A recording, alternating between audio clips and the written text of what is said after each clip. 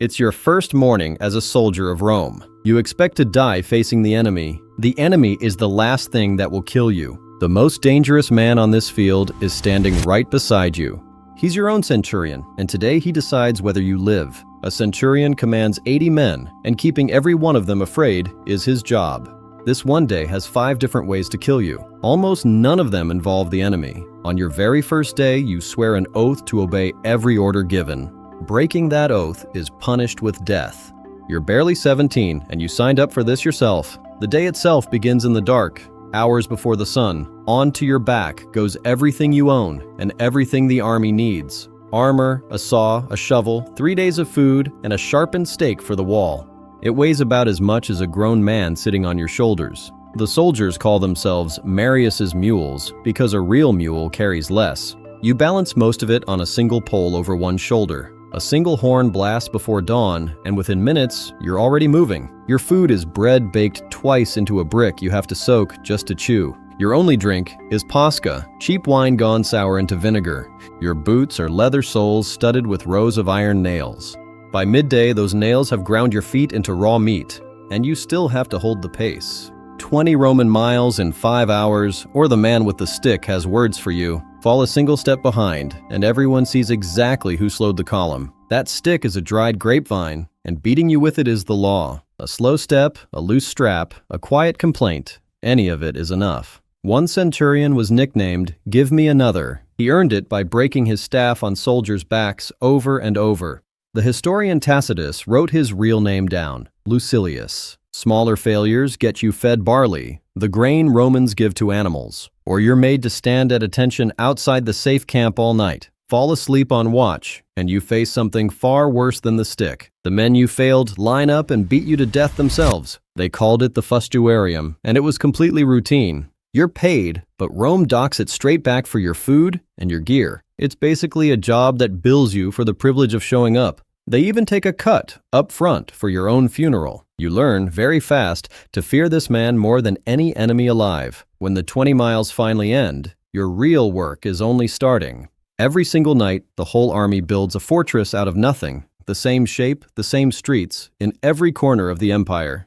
You dig the ditch and hammer in a wall of sharpened stakes yourself. Only when the wall finally stands are you allowed to eat. Then thousands of you sleep packed tight behind that wall. Raising the whole fort takes 3 hours after a full day under that pack. A password is whispered man to man each night, and sentries kill anyone who fails it. At first light, you tear the whole fort down and carry it all again. And that is exactly where the thing that really kills Romans is waiting. Not a sword, the shared latrine. A long stone bench, a running gutter, and one sponge on a stick for everyone. Everyone. Fever and dysentery killed far more Roman soldiers than any enemy ever managed. Rome even had trained army doctors and field hospitals, and the dirty water still won. You could die of dirty water in a camp you built with your own hands. But the worst thing waiting for you today is a decision. If your unit ever breaks and runs from a fight, Rome doesn't forgive it. The whole unit is lined up and counted off into groups of 10. Each group draws lots, and chance alone picks the loser. Then the other 9 men beat that one man to death. And the 9 are your friends from the march.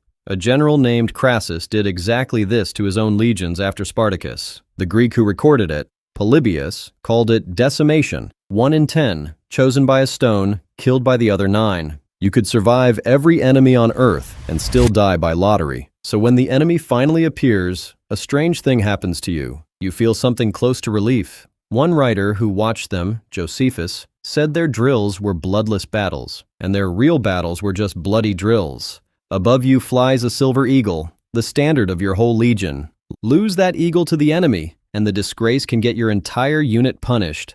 A horn cuts through the roar to tell you when to push forward and when to hold. Your shield locks into the shields beside you, and you become one wall. You throw one heavy javelin, and it bends the instant it lands. That's on purpose, so no one can pull it out and throw it back. Then you draw a short sword, barely longer than your own forearm. You don't swing it, you stab, in and out, and step back. The front rank fights for a few minutes, then rotates to the back to breathe.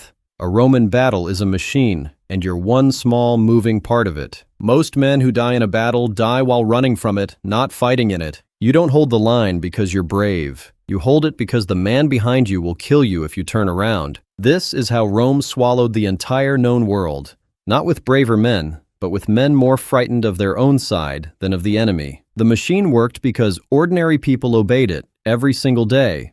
The strange part is not that they obeyed. It's that, standing in that line, so would you. On your first morning, you were sure the enemy would be the thing that killed you. The real danger was standing right beside you, giving the orders. You would have lasted about 1 day. And what should scare you is how fast you'd have stopped fighting it. Because obeying was never the hard part. The only question is whether you'd have picked it up.